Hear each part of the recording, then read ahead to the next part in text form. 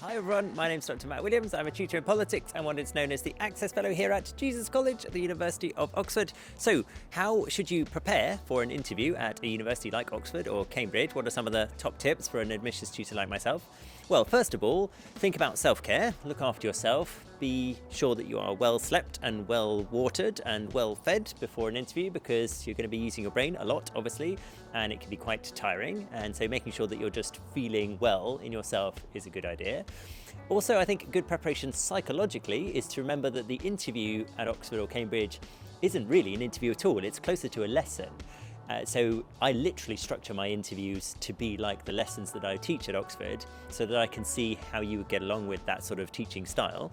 So if you frame it that way in your mind, you'll probably be a bit more relaxed because you've had thousands of lessons. You may not have had many job interviews and it's not really like an interview at all. So thinking about it as a lesson at Oxford University is probably going to make you more relaxed and also get you in the right frame of mind. The next bit of advice I would have in preparing for an interview is to find something that's relatively stretching or challenging. So it could be an article, could be a YouTube lecture, could be a podcast in your subject, and then just describe its contents to someone who's not familiar with the field. So it could be your mum, could be your friend, could be your dog, if you like, but just getting used to explaining your thoughts on a complex subject in simple terms is very helpful preparation. And then crucially, once you've just summarized the contents of whatever you've come across, then explain your thoughts on it. What would you like to add to the conversation? What do you think is good about it? What do you think could be better about it? That sort of stuff. That is tremendously good preparation for an interview. What you don't need are tons of mock interviews in preparation for an Oxford or Cambridge interview. If you get the opportunity for a mock interview, that's fine, but don't feel like if you haven't had a mock interview that you're destined to fail. That's definitely not the case. And like I say, you can actually do a lot of practice with people who are not familiar with the field very successfully.